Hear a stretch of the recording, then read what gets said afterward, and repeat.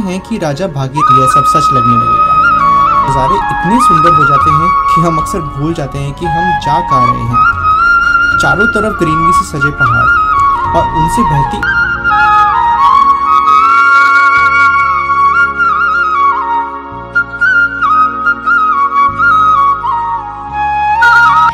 इंसान का पीछा नहीं छोड़ते, यहाँ तक कि इन गांव में पहरा देने वाले पहरेदार भी नहीं बचे। उनके चेहरों पर ये दर्द साफ दिखता है। उनके चेहरों पर मुस्कान की बजाय पहाड़ कभी शोर नहीं करते, लेकिन जब वे बोलते हैं तो इतिहास बदल जाता है।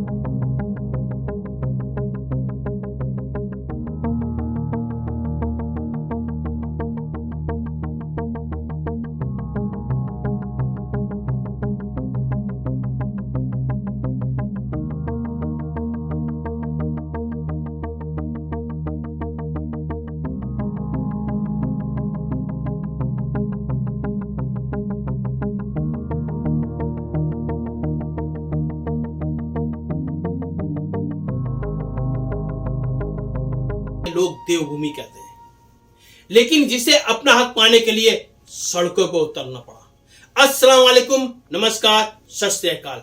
मैं सैयद नवेद, आजाद एक्सप्रेस न्यूज से। आज हम बात कर रहे हैं उत्तराखंड की, जो 9 नवंबर 2000 में अपने अस्तित्व में आया।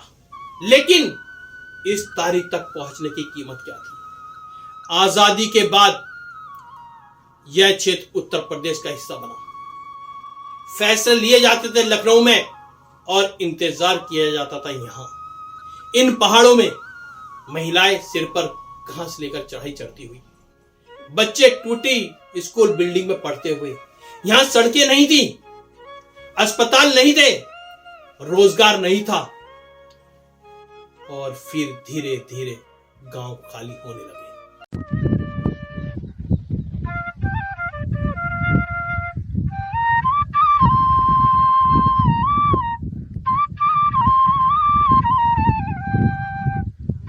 क्या है?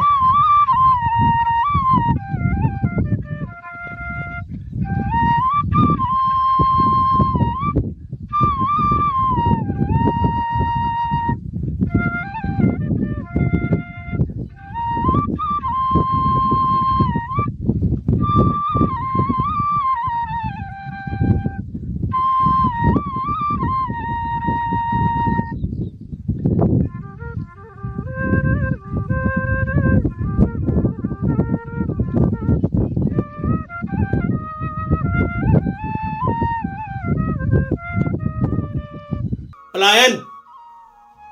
युवा मैदानों की ओर चले गए और पीछे रह गए बूढ़े माता पिता और इंतजार।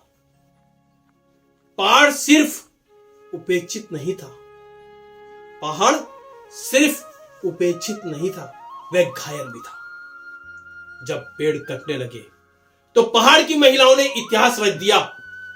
उन्होंने पेड़ों को गले लगाया और कहा, यह जंगल हमारी सांस है। यहीं से शुरू हुआ एक विचार, अगर फैसले यहीं होंगे तो शायद हालात बदलेंगे। 1979 उत्तराखंड क्रांति दल का उदय। एक मांग, एक सपना, अलग राज्य।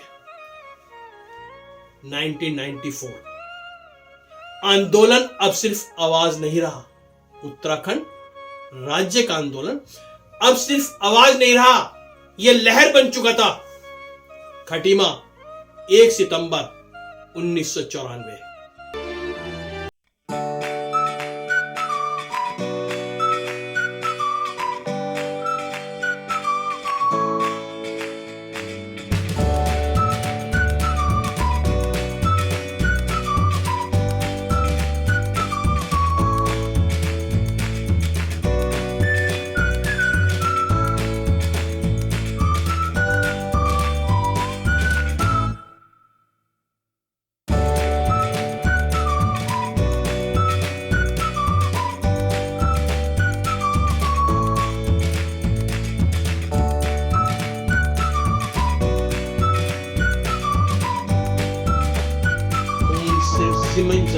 नहीं गिरा, खून सिर्फ जमीन पर नहीं गिरा, मैं पहाड़ की आत्मा पर गिरा।